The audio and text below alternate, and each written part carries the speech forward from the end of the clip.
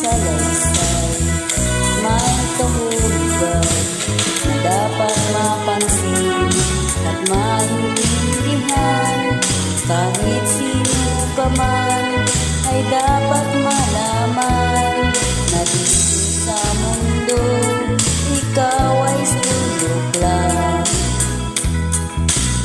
Kahit ng araw sa kalangitan, siya ay tuldok lamang sa kalawakan.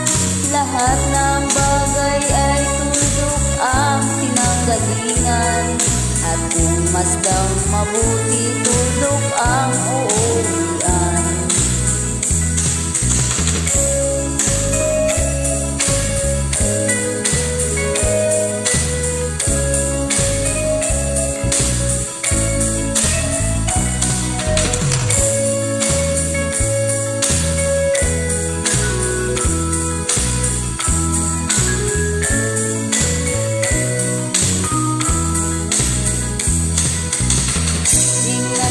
Mabuti ang sangkatauhan.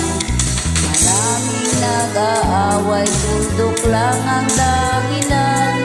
Sa aking nakita, ako'y natawad lang, pagkat ang nangyayari malaking kahibangan. Kaya wala kang dapat na ipagmayabang, na ikaw ay mautak at maraming alam.